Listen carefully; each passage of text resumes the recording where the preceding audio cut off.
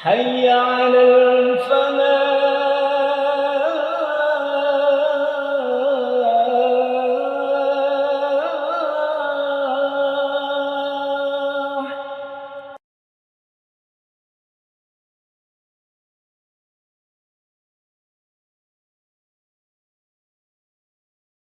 Bismillahirrahmanirrahim. Assalamualaikum warahmatullahi wabarakatuh. Alhamdulillahi rabbil alamin. Wabihi nasta'inu ala umurid dunya waddin.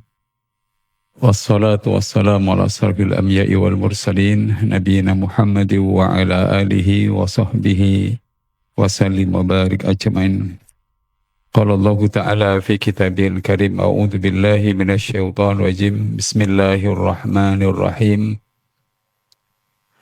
Huwa alladhi ba'asa fil ummiyina rasulan minhum yatlu alaihim ayatihi wa yuzakkihim wa yu'allimuhumul kitaba wal hikmata wa in kanu min qablu la fi dhalalin mubin.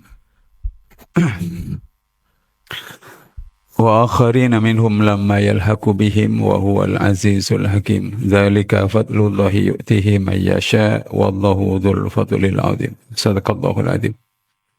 Jamaah salat maghrib Masjid Al-Falah yang dirahmati Allah Subhanahu wa taala.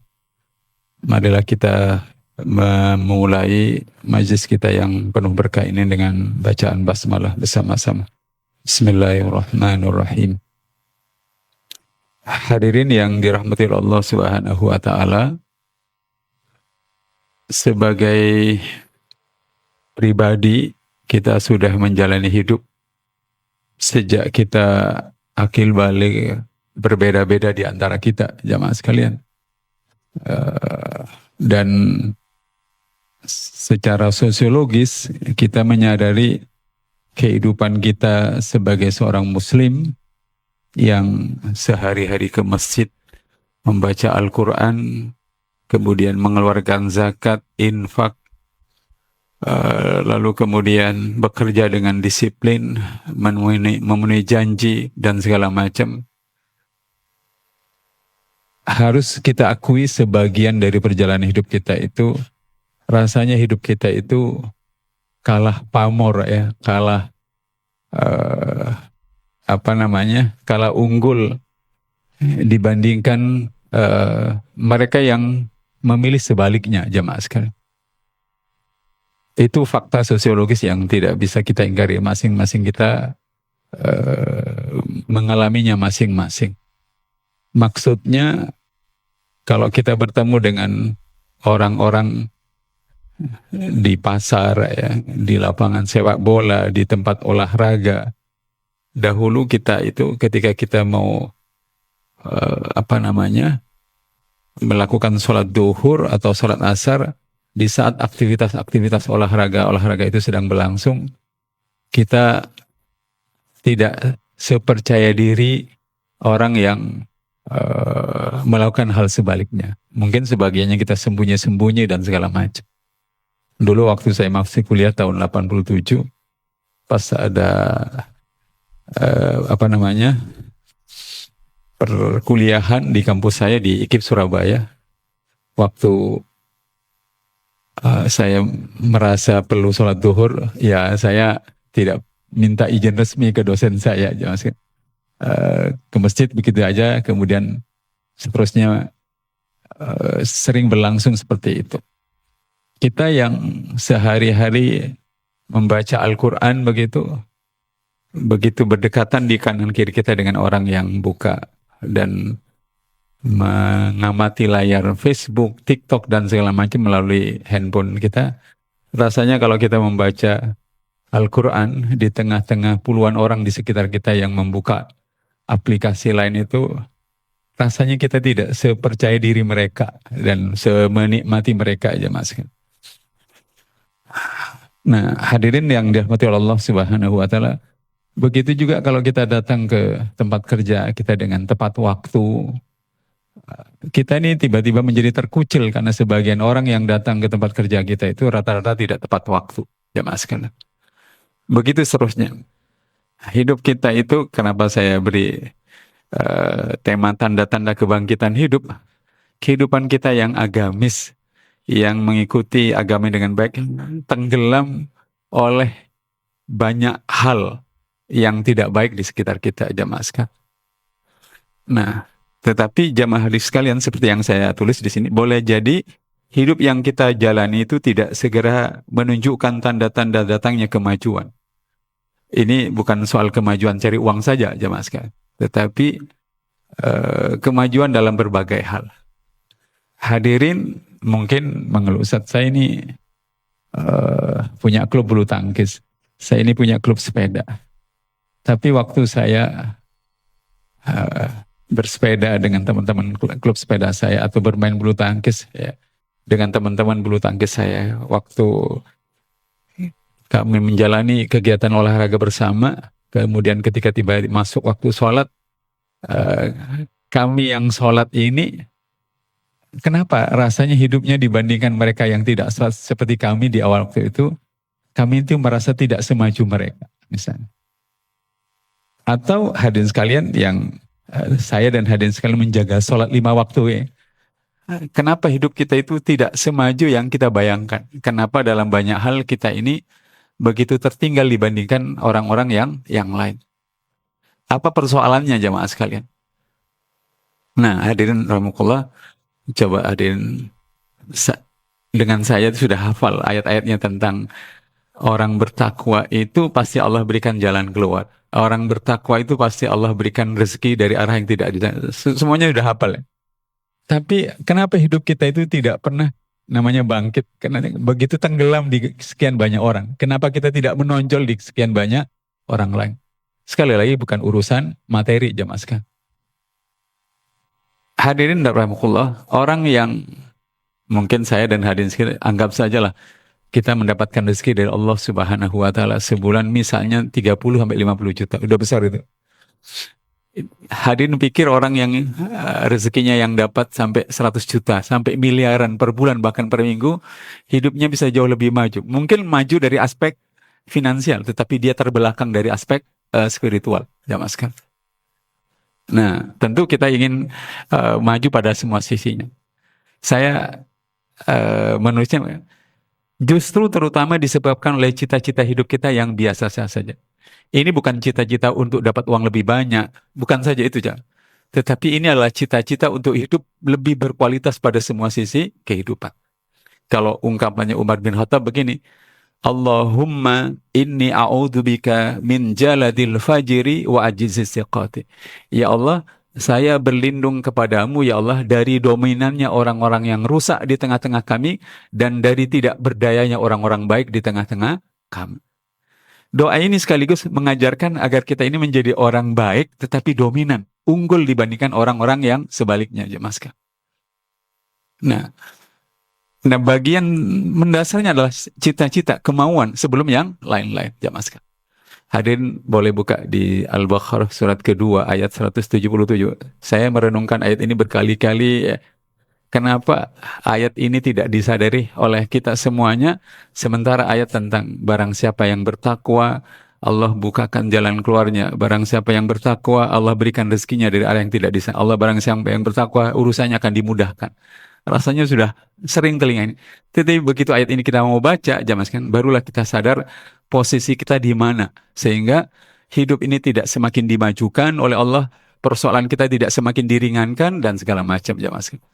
Di surat kedua ayat 177 Allah menyebut orang bertakwa itu adalah manusia yang memiliki kualifikasi ciri-ciri pertama imannya ya. Dengan ungkapan Allah menyebutnya begini, jemaah sekalian. Bukanlah kebajikan itu menghadapkan wajahmu ke arah timur dan barat. Tetapi kebajikan itu adalah kebajikan orang yang beriman kepada Allah, hari akhir, malaikat-malaikat, kitab-kitab, nabi-nabi, dan memberikan harta yang dicintainya kepada kerabat, anak yatim, orang miskin, orang yang dalam perjalanan, peminta-minta, dan untuk memerdekakan hamba saya yang melaksanakan sholat, menunaikan zakat, orang yang menepati janji apabila berjanji, dan orang yang sabar dalam kemelaratan, penderitaan, dan pada masa peperangan. Mereka itulah orang-orang yang benar dan mereka itulah orang-orang yang bertakwa. Saya ingin menegaskan pada bagian orang berbagi hartanya yang dicintainya kepada kerabat, anak yatim, dan macam-macam. Lalu yang lain adalah orang yang menepati janjinya. Yang lain juga adalah orang yang bersabar dalam kemelaratan, penderitaan, dan peperangan. Jamaah sekalian. Bagian ini yang tidak pernah kita bayangkan. Jamaah sekalian. Tadi saya ditegur, Ustaz Akom kok tumben pakai sarung ya? Biasanya pakai celana juga sih. Hadirin, di pikiran kita orang pakai sarung itu sering terlambatan. Orang pakai sarung itu cenderung tidak disiplin. Misalnya begitu. Orang pakai sarung itu cenderung, mohon maaf kalau sholat di kanan kiri kita itu bau badannya cenderung tidak sesegar dan segala macam. Tidak sedap jamaah sekalian. Nah, hadirin yang dirahmati oleh Allah Subhanahu wa taala, saya ingin memulai dengan melihat apa yang saya tulis di makalah itu. Bisakah kita itu bercita-cita agar hal-hal ini menjadi kualitas kehidupan kita? Kita sholat, tapi kita ini orang yang benar-benar punya citra, punya merek, suka menepati janji. Janjian dengan siapa, Pak? Saya dengan janjian dengan Pak Ali. Jam berapa janjian? Jam 6 malam, Ustaz. Oh, dia pasti datang 30 menit sebelum dijanjian. Itu merek namanya, teman. Anda janjian dengan siapa? Saya dengan janjian dengan Mas Haris ya. Jam berapa janjian? Jam 9 pagi. Oh, dia biasanya datang 1 jam setelah janjian. Nah, hadirin sekalian, rahmatullah. Oleh karenanya bagaimana hidup kita ini bisa menjadi lebih tinggi, kebalikan dari bangkit, tenggelam di hadapan banyak orang, kalau kualitas kita ini menjadi kualitas yang di bawah standar, jamaah. Semua orang pada menepati janji, kita sebaliknya menjadi orang yang tidak memenuhi kualifikasi apa yang diharuskan, jamaah. Nah, hadirin sekalian, saya lanjutkan, jamaah. Dan oleh karenanya ikhtiar, kerja keras, dan doa kita pasti biasa-biasa saja. Jadi bermula itu dari cita-cita. Kalau cita-cita kita tinggi, biasanya ikhtiar, kemudian kerja keras, itu pasti mengikutinya, jamaah. Sekali lagi, ini bukan soal cari uang, bukan.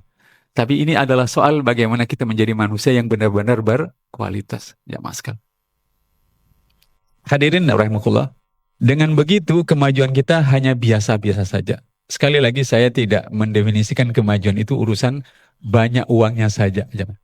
Buktinya banyak uangnya, orang banyak uang begitu masuk Masjid Al-Falah jam sekarang bisa jauh lebih menderita daripada kita yang uangnya jauh lebih sedikit. Apakah dengan begitu hidupnya jauh lebih maju dibandingkan kita? Tidak, jamaah sekalian. Nah, hadirin sekalian, yang saya maksud biasa-biasa saja adalah kondisi-kondisi berikut. Pertama, ibadah yang kita lakukan tidak memberi dampak bagi kita dalam menumbuhkan rasa rindu untuk segera beribadah kembali agar bisa sering dekat dengan Allah Subhanahu wa ta'ala. Kalau kita orang yang kebiasaan ibadahnya itu tidak membuat kita punya rasa rindu, serindu kita membuka layar handphone untuk dibuka update-nya, serindu kita itu untuk datang ke tempat makanan yang makannya suka kita nikmati, jamaah sekalian. Serindu kita itu menantikan hari-hari tertentu, kalau Bapak atau teman-teman setiap Selasa malam, Rabu pagi, Ahad sore, Ahad pagi menunggu datang dan momen datangnya kesempatan berolahraga bersama dan segala macam. Apakah seperti itu, jamaah? Ya. Hadirin yang dirahmati Allah Subhanahu wa taala, itu yang pertama. Kalau hadirin lihat nomor pertama ini, jamaah. Begitu kita keluar dari masjid ini, coba lihat jumlah orang yang ada di kafe, warkop, resto, dan cangkruk dan segala macam berjam-jam, jamaah. Saya yakin uang mereka jauh lebih banyak dibandingkan kita, ya kan? Tetapi apakah kehidupan psikologi mereka, kehidupan sosial mereka jauh lebih maju dibandingkan kita? Kita mungkin akan berkata sebaliknya, jamaah. Apa yang mereka cari di tempat-tempat seperti itu pada saat Tuhan memanggilnya untuk sujud dan mendekat kepada Allah Subhanahu wa ta'ala, jamaah. Yang pertama itu. Yang kedua, kita merasa tidak perlu bersungguh-sungguh mengontrol karakter-karakter mulia kita. Orang yang hidupnya maju itu, hadirin sekalian, adalah orang yang merasa kalau dia terlambat, bagi dia itu aib. Kalau dia tidak datang tepat waktu, bagi dia itu tidak, tidak bermutu, tidak berharga, kurang berharga. Bagi dia itu, kalau bekerja seenaknya, tidaklah sesuatu yang pantas dianggap punya tanda yang baik, jamaah. Nah, hadirin rahmatullah. Hadirin mungkin pernah mengalami di masjid-masjid tertentu. Kita ini ada di ruangan pengajian. Begitu kita mau pulang, selesai sholat isya, tiba-tiba sandal kita tertata rapi. Saya di beberapa masjid suka mengamati siapa sih yang ngerjakan begini sih. Ya. Ternyata ada orang-orang yang karena merasa tidak punya yang lain, dia punya sumbangsih untuk membantu orang merapikan sandalnya masing-masing. Ya, Mas. Hadirin yang dirahmati oleh Allah Subhanahu wa taala, kalau ibadah itu nggak ketahuan oleh orang, ya Mas. Tapi karakter kelihatan, ya Mas. Saya ibadah paling yang tahu adalah orang-orang yang di kanan kiri saya yang berjamaah. Saya baca Al-Quran, nah orang tidak tahu jemaah. Saya berpuasa, orang tidak tahu kalau saya berpuasa. Tapi karakter jemaah sekalian, sabar, rendah hati, menghargai orang lain, kemudian atau sebaliknya, gerusa-gerusu, meremehkan orang lain, kemudian merasa lebih tinggi dan segala macam itu kelihatan. Dengan kata lain, saya ingin mengatakan begini, kalau dibalik nomor pertama dan nomor dua itu, kalau ibadah seseorang itu menjadi sesuatu yang selalu dirindukan, karakternya itu selalu terkontrol dengan baik, lebih baik dari waktu. Biasanya kemungkinan besar hidupnya akan menjadi lebih maju. Hadirin coba lihat nanti kalau kita salat isya pulang mungkin hujan deras sampai sekian jam dan semua tertahan di masjid ini ya. Mungkin nanti akan berkenalan kanan kiri ya Mas. Dari obrolan setengah jam, 1 jam kita akan kelihatan bahwa orang ini punya masalah besar, tetapi begitu kita tanya gini, Bapak biasanya sholat subuh di mana, sholat duhur di mana? Lalu kalau dia jawab, saya nggak tentu Pak. Ya, saya biasanya sibuk kerja. Nanti kalau sudah sudah sepi penumpang, saya baru nyari masjid. Nah, kalau ngomongnya begini, wajar kalau hidupnya bermasalah. Karena kelihatan ibadah itu ditempatkan di urusan yang sekian, jamaah sekalian. Dulu saya punya guru bahasa Arab, jamaah sekalian. Waktu saya masuk kuliah tahun 88, 89. Hadirin masih ingat angkutan Angguna di Surabaya yang warnanya kuning itu kan? Dia bilang dia ini kalau sholat duhur asar waktu masih kerja 30 menit atau 15 menit sebelum sholat duhur masuk sholat asar dia mesti menepi mencari sholat, mencari tempat sholat masjid atau musala dan dia sholat gitu. Hadirin tahu beliau meninggal beberapa waktu yang lalu, ada setahun 2 tahun yang lalu ya.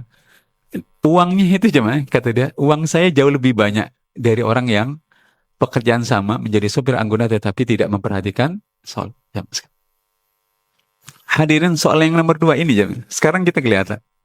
Dulu kita menganggap bahwa soal kejujuran, kemudian terus terang dan segala macam itu aib. Begitu kita punya satu pejabat yang belakangan membuka segalanya, tiba-tiba ternyata uang di negeri ini banyak, cuma tersimpan dan macet di beberapa titik. Begitu dibuka, barulah kita sadar jamaah bahwa karakter, kejujuran, keberanian, kerendahan hati, dan segala macam itu adalah hal-hal yang luar biasa jamaah.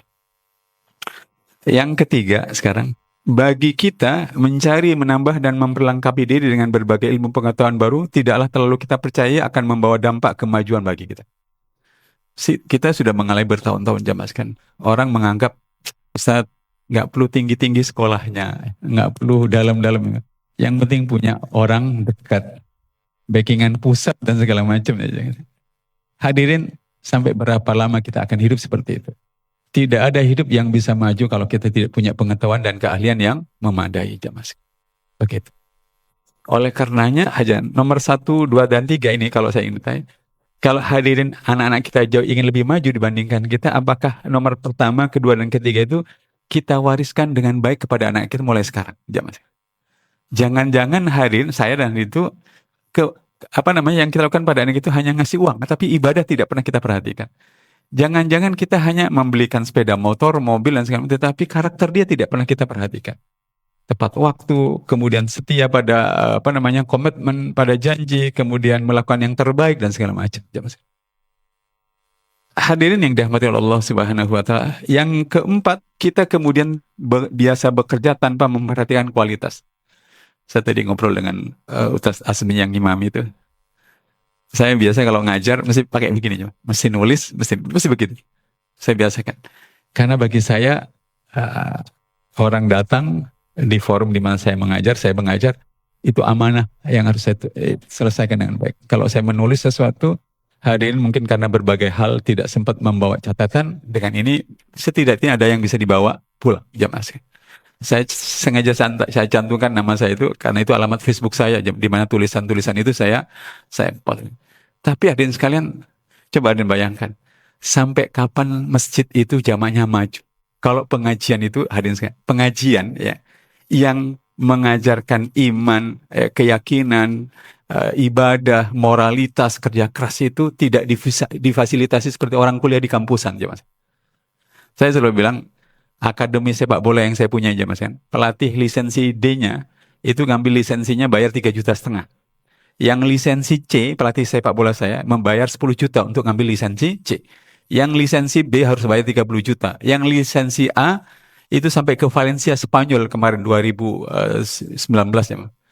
Bayarnya 250 juta. Itu urusannya nendang bola aja mas. Jenengan dengan saya di forum ini, ruangan ini dipakai pengajian tafsir, pengajian akidah, pengajian macam. Coba lihat hari ini, berapa kelengkapan sarananya jamaah sekalian. Hari di ruangan ini ada LCD, ada kamera, ada macam-macam, ada makalah, masih jauh dari ideal jamaah. Saya membayangkan kalau pengajian semua ustadz itu sarannya lengkap jamaah sekalian. Kitabnya lengkap, referensinya lengkap, hadirin di mejanya sudah siap, bisa macam-macam.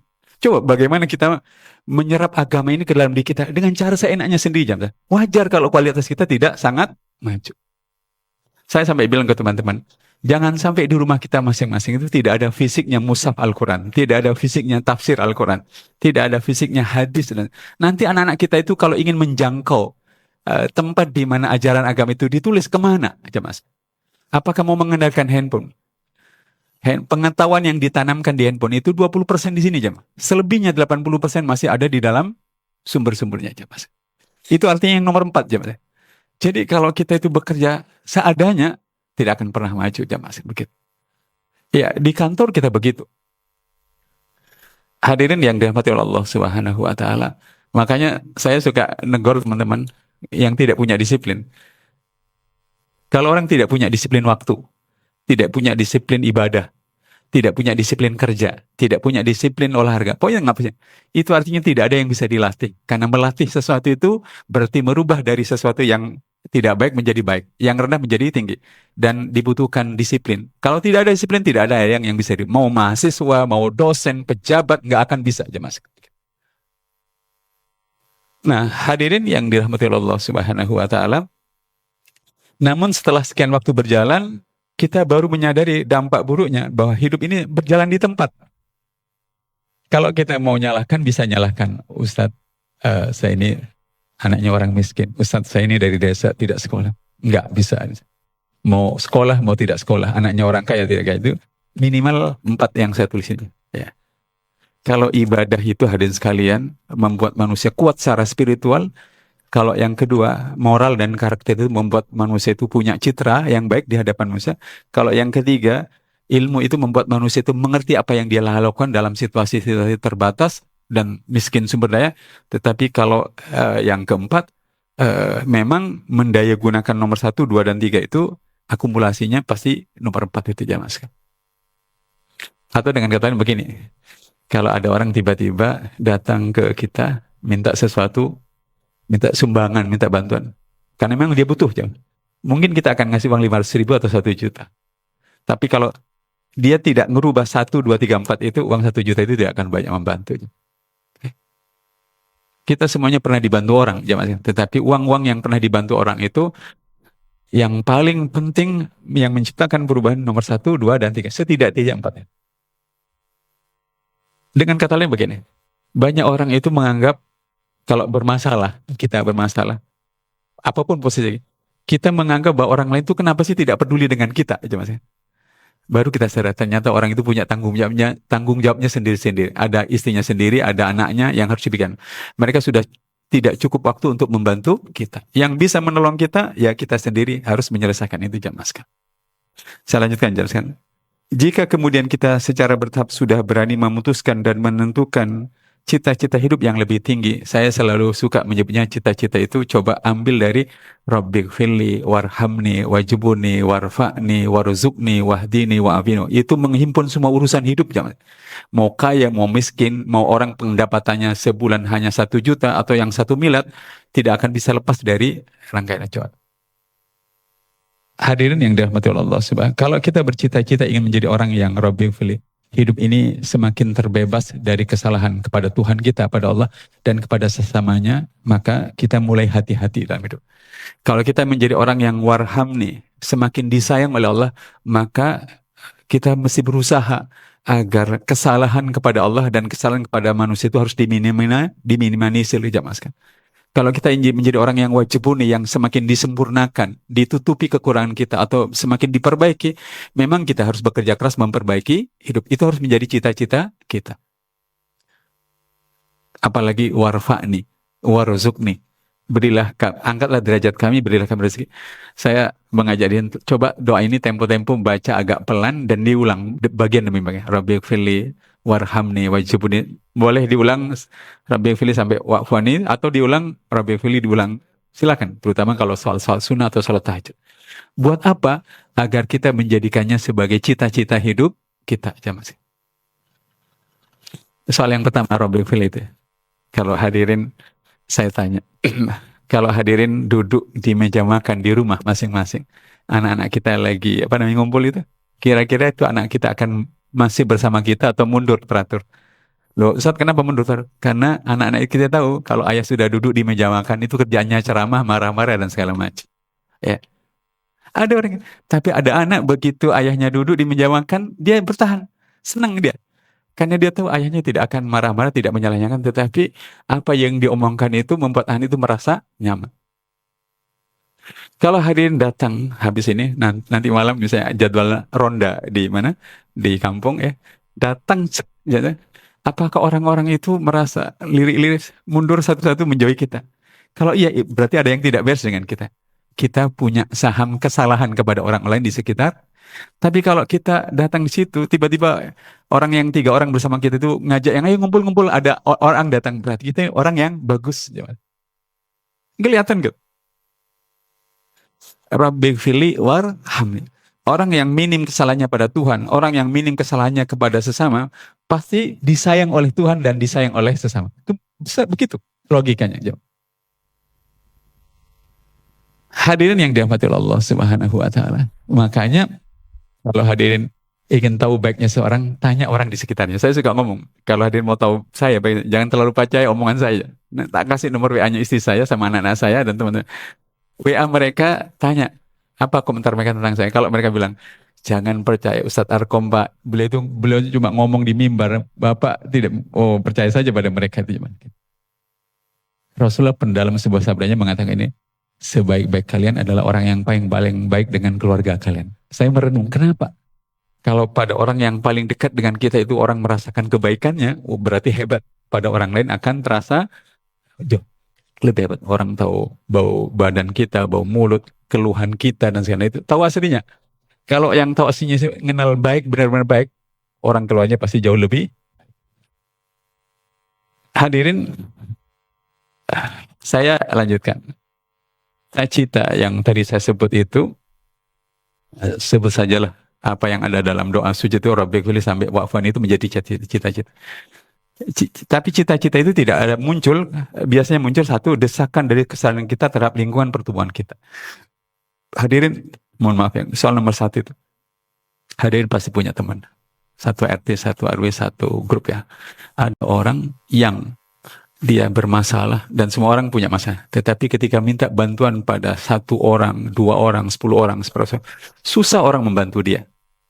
Kalau dia segera menyadari kenapa orang tidak membantu dia, pasti dia pun sadar bahwa ada salah antara dia dengan orang-orang, wajar kalau dia tidak dibantu. Maka dia akan mendesak dirinya untuk memperbaiki diri.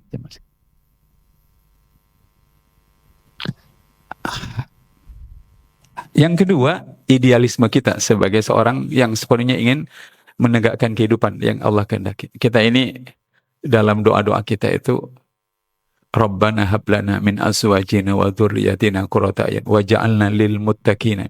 Jadikanlah kami pemimpin bagi orang-orang bertakwa. Kita tidak ingin hanya punya anak yang baik dan keturunan yang baik, tapi kalau bisa mimpin orang baik, itu idealisme yang luar biasa. Kita berdoa Rabbana hablana Rabbana atina min ladunka rahmatan wa hayyi' lana min amrina rasyad. Ya Allah, berikanlah kepada kami rahmat-Mu dan sempurnakanlah bagi kami petunjuk-Mu. Hadirin, betapa berharganya petunjuk itu. Ada teman saya kerja di satu institusi keuangan, dia bilang begini, nanti besok pagi saya ketemu beliau. Ustaz, saya ini punya bos, kalau bos saya itu mimpin rapat, deadlock rapatnya, dia bilang gini, aku tak skors dulu katanya. Dia minta izin setengah jam untuk ngaji, baca Quran ya. Begitu selesai 30 menit aja dia mimpin rapat lagi, biasanya sudah ketemu jalan keluarnya. Nah, hadirin yang dirahmati Allah Subhanahu wa taala, kita ini masing-masing punya idealisme, ingin jadi orang yang baik ibadahnya, ingin kerja di kantor itu disiplin dan tidak mencederai standar kerja profesionalisme, ingin ketemu orang itu tidak ini. Tetapi kalau idealisme tidak ada, maka wajar kita kalau kita tidak ini. Maksudnya begini, nggak perlu datang tepat waktu, nanti yang datang tepat waktu paling 2 orang, yang lain pada semuanya sudah datang tidak tepat, kita jadi ikut-ikutan, gitu aja.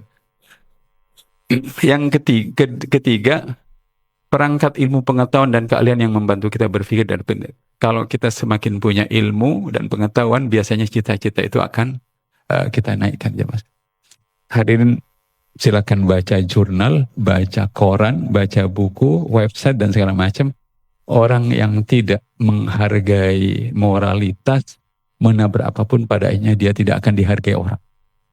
Sehebat-hebatnya Donald Trump yang punya segala-galanya, karena seenaknya sendiri bertindak koboi-koboyan ke Venezuela dan mau mengambil Greenland yang punyanya Denmark itu, orang kemudian menolaknya aja Mas.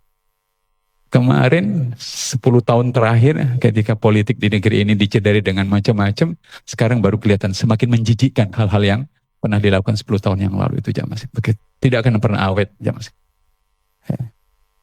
Nah, hadirin yang dirahmati Allah Subhanahu wa taala, oleh karenanya jangan merasa bahwa Ustaz percuma Ustaz cari ilmu dalam-dalam, karena kalau orang tidak punya koneksi, jangan begitu.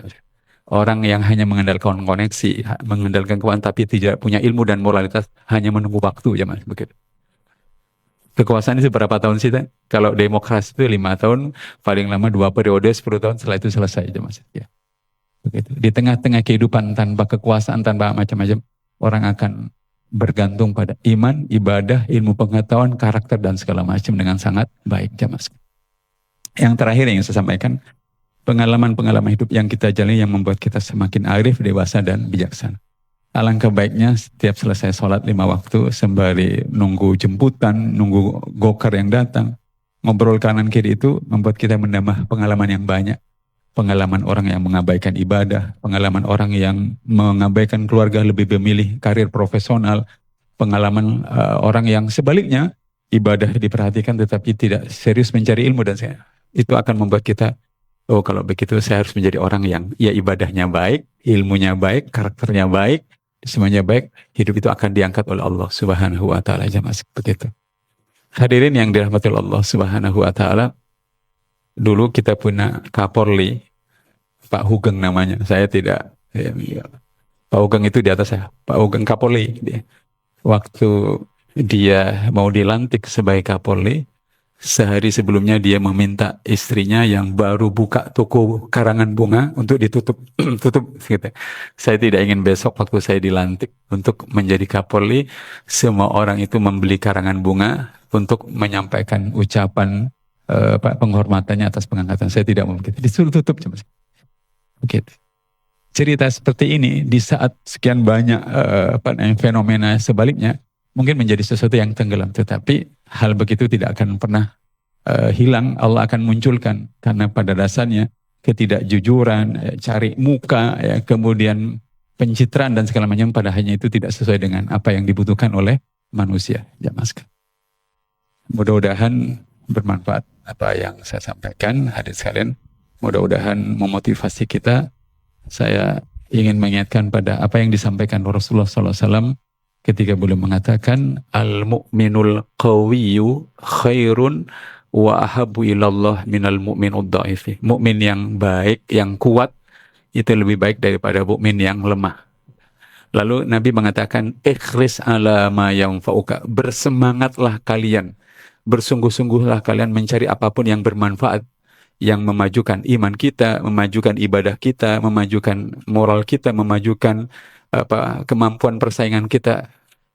Beliau Rasulullah mengatakan, dan Umar bin Khattab mengatakan dalam bentuk doa, Allahumma inni a'udzubika min jaladil fajri wa asisiqati. Ya Allah, aku berlindung kepada Engkau dari dominannya orang-orang yang rusak di tengah-tengah kami dan dari tidak berdayanya orang-orang baik di tengah-tengah kami.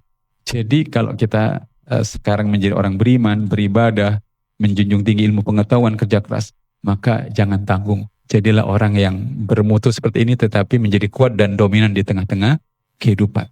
Jamaah sekalian. Karena itulah yang dikehendaki oleh Allah Subhanahu wa taala. Dan hujan, angin, siang, malam, matahari, bulan, embun, rezeki, tambang, dan segala macam tidak cocok buat orang yang curang dan mendolim kehidupan. Semua karunia itu lebih cocok buat manusia-manusia yang jujur, moralnya berkualitas, beribadah, dan selalu berbagi dan menebar kebaikan kepada. Buat orang yang serakah, seenaknya sendiri, kemudian mendolimi dan menginjak orang kecil, semua karunia dalam semesta kehidupan dari Allah ini tidak cocok buat mereka. Allah menyebutnya dalam surat ke-28, surat 338 ayat 27 ayat ke berapa ya? Surat 38 ayat 27 28 itu dengan ungkapan, apakah akan aku perlakukan sama orang yang ngerusak kehidupan dengan orang yang beramal soleh? Apakah aku akan perlakukan sama antara orang-orang yang berbuat dosa dengan orang yang beramal soleh? Kalau bahasa lebih teknisnya, nggak sama mahasiswa yang menjunjung tinggi etika akademis dengan mahasiswa yang seenaknya. Tidak sama pejabat yang menjalani karir jabatannya dengan cara yang mendolimi dan kotor dengan pejabat yang menjalani hidupnya dengan martabat, kemuliaan, kerja keras dan segala. Tidak sama seorang driver, akuntan, dokter dan segala macam yang menjalani hidupnya dengan iman, keyakinan, ibadah dan karakter dan kejujuran dengan yang melakukannya sebaliknya. Jangan pernah tertipu oleh fenomena sesaat, karena hidup ini tidak dalam genggaman kita, tetapi hidup ini dalam genggaman Allah Subhanahu wa taala. Allah bisa memutarnya lebih cepat dari yang kita bayangkan, tetapi juga Allah bisa membuat hidup ini seperti berjalan lambat untuk menguji daya tahan dan kesabaran dan baik sangka kita kepada Allah Subhanahu wa taala. Semoga bermanfaat. Hadirin sekalian, beberapa menit lagi kita sudah masuk sholat Isya. Mari kita berdoa. A'udzubillahi minasyaitonirrajim. Bismillahirrahmanirrahim. Alhamdulillahirabbil alamin. Allahumma shalli ala Muhammad wa ala ali Muhammad. Allahumma a'inna ala dzikrika wa syukrika wa husni ibadatika. Allahumma inna nas'alukal huda wat tuqa wal afafa wal ghina. Rabbana afrigh alaina sabra wa tawaffana muslimin. Rabbana atina min ladunka rahmatan wa hayyi' lana min amrina rasyada. Rabbana atina fid dunya hasanah wa fil akhirati hasanah wa qina adzabannar wa qina adzabannar wa qina adzabannar. Subhana rabbika rabbil izzati amma yasifun wa salamun alal mursalin walhamdulillahi rabbil alamin. Subhanakallahumma wa bihamdika asyhadu an la ilaha illa anta astaghfiruka wa atubu ilaik. Wassalamualaikum warahmatullahi wabarakatuh.